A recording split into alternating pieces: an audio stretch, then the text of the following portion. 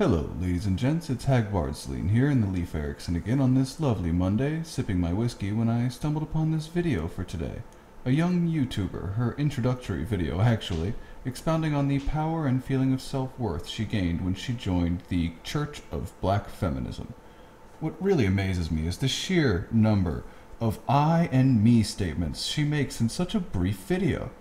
Also quite compelling is the admission of this movement never stopping and the elements of myth building within the tribal setting. I find it quite interesting. Well, strap in and enjoy. Yeah, yo.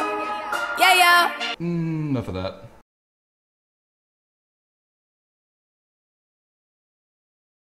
Hey, YouTubers. Welcome to my new channel, the Afro-Legalese. African feminists be like... You said it, love. So, I'm creating this channel because I kind of like to talk. Shocking. Well, specifically, I like to talk about issues that affect me, things that I'm passionate about. I have a blog currently, and I've been blogging for years, and then... But that just wasn't enough. Finally, I kind of rebranded my blog, theafrolegalese.com. But, you know, it's like, I'm in law school. I'm about to graduate. I've been in school for like 4 years, and it takes a lot of work to be reading and writing all the time. So I thought, Feminists, always looking for the easy way. what other better way to get out information or like to vent or to just talk about things or to, you know, speak about issues that resonate with other Black women in the US or in the diaspora. No one but Americans call it a diaspora, by the way. Is through YouTube.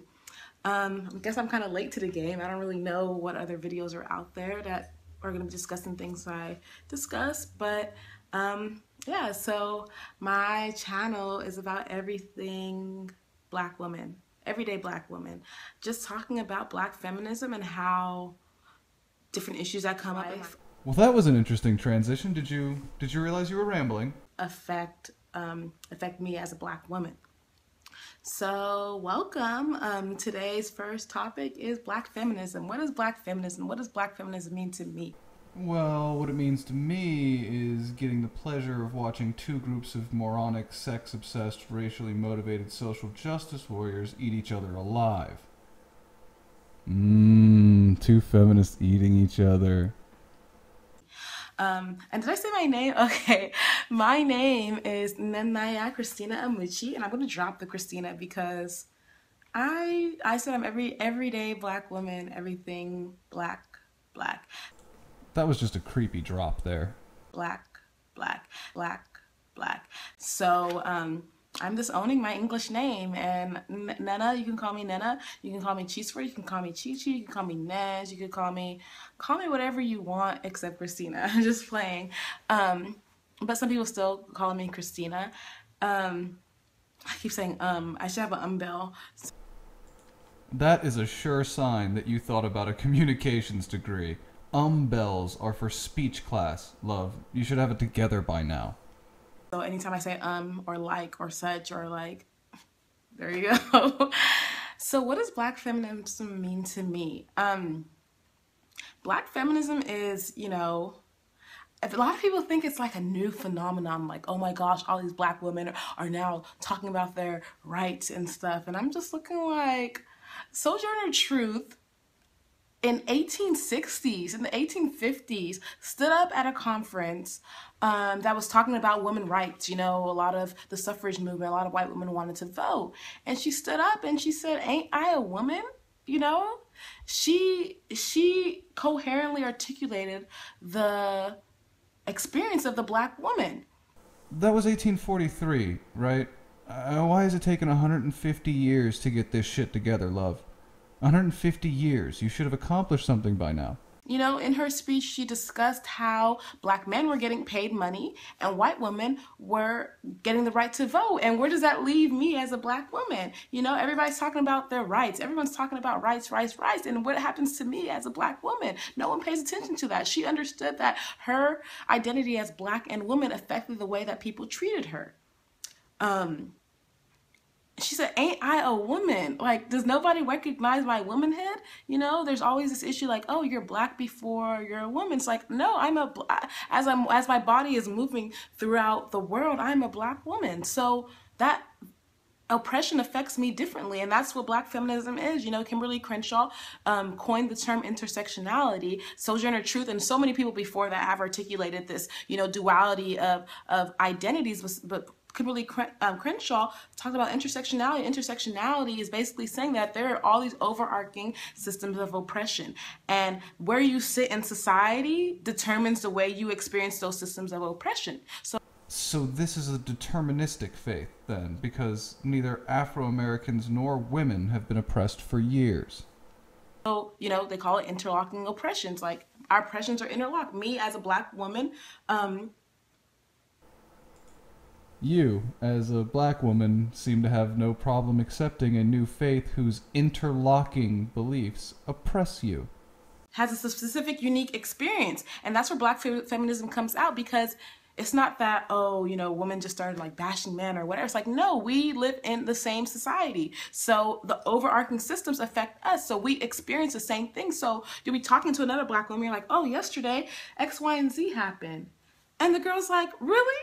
That happened to me too. That happens occasionally to me too. Should I start a white masculinism group, or do you think that might be frowned upon?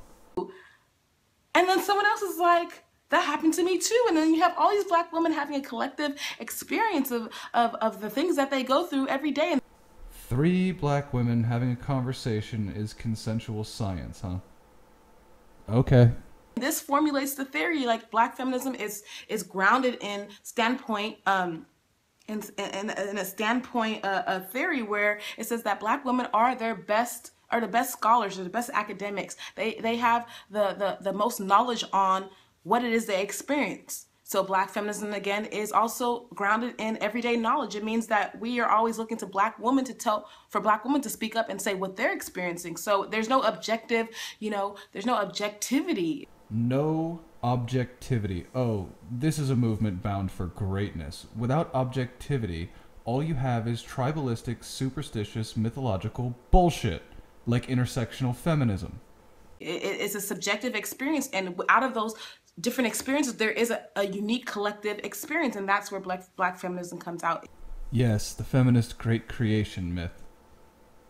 It's articulating the different ways that we're oppressed through all these systems. So, and also the foundation of black feminism is the fact that black people cannot be free unless everyone's free. Oh, here we go. Go ahead and tag every other concept as though you represent the end-all and be-all for anything but cultural Afro-American matriarchal system, which has been just so efficient in Africa. Hence all the new advancements we get, right?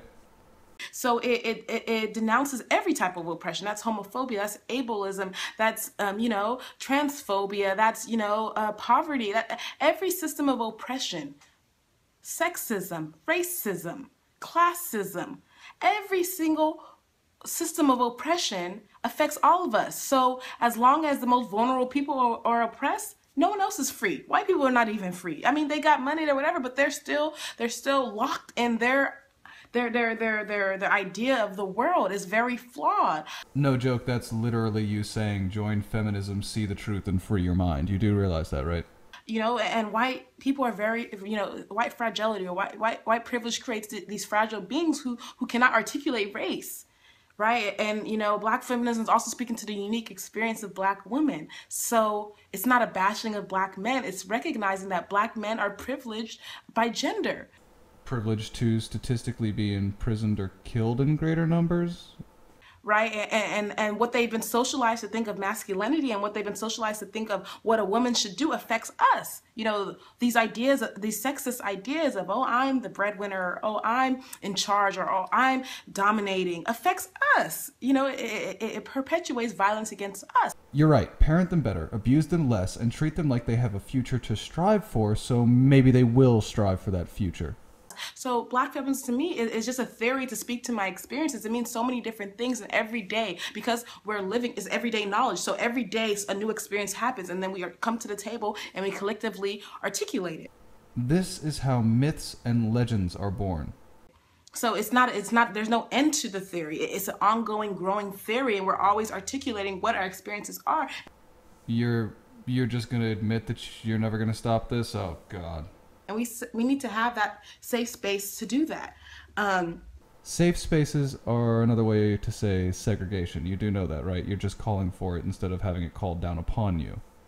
so Black feminism to me is talking to my sisters. It's interacting with other Black women. It's watching a show that has representation of me. It's being out in the street and advocating Attention-seeking behavior.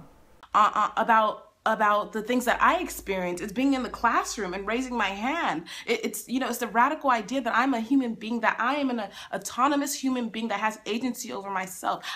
You yourself said it was neither radical nor new. Someone said it in like 1843, right? I get to decide what I want for myself. No one gets that 100%, dear. No one. And to a lot of people, that's threatening. That's frightening. Because it's megalomaniacal and self-centered. Because they see Black women as not human beings. And that's the very underlying why this theory comes out is the radical idea that a Black woman is a human being, a thinking human being, capable, knowledgeable, intellectual, and it doesn't discriminate. I could be classy, I could be ratchet, I could be bent over shaking my booty. I can be I could be a sex worker. I could be I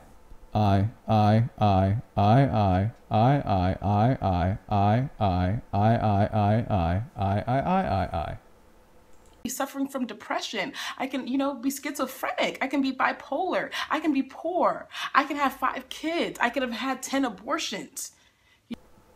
So your value is inherent on your sex and race then. Okay. I can have short hair. I can put on my wig. You're going to see a lot of videos with my wig because I like to change my hair. I cut my hair a month ago. I wear makeup. Right?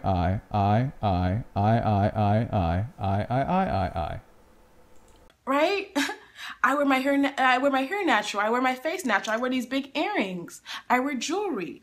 I have marks on my chest. I have stretch marks. I'm buff.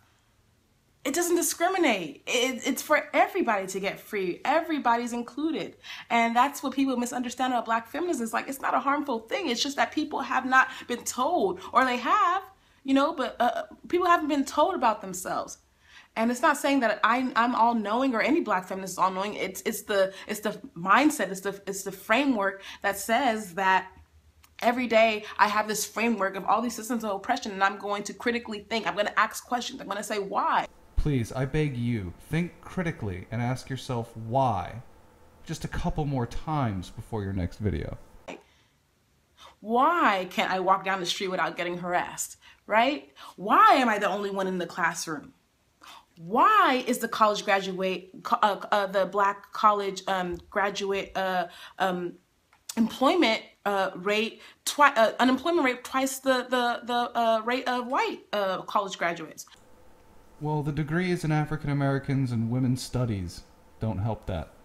Why are police killing Black people, right? Really? We're gonna go with that one? It's not like the cops are just hunting down and shooting Black people. You do know that, right? You do know that usually there's some other mitigating factors there, right? Why do people decide to touch my hair? It's asking why, every day asking why and theorizing. Theorizing? You mean just guessing wildly then? And when a lot of people unlearn, when a lot of people are educated and have political education and understand where they sit in society and how these different systems affect them, then we can create solutions. And we do create solutions every day. Name one. So that's like the first, topic, and I'll be talking about a lot of different things, and if there's anything you want me to talk about, I'm here. So thank you for tuning in, and cut. Okay, love. Well, I have a suggestion. Talk about how single Black mothers persist the cycle of abuse with their young sons. Talk about why the majority of Black communities act like the proverbial crab pit. Talk about how many Black communities have stigmas on education level and language use. Talk about anything that you could possibly positively affect change on within the black community, instead of whinging on about catcalls and people touching your hair. Do something worthwhile here, or just regurgitate the same bullshit victim narrative nonsense. Hell, you might just get famous. That's all for me, folks. I'll see you on Wednesday unless something decent comes by.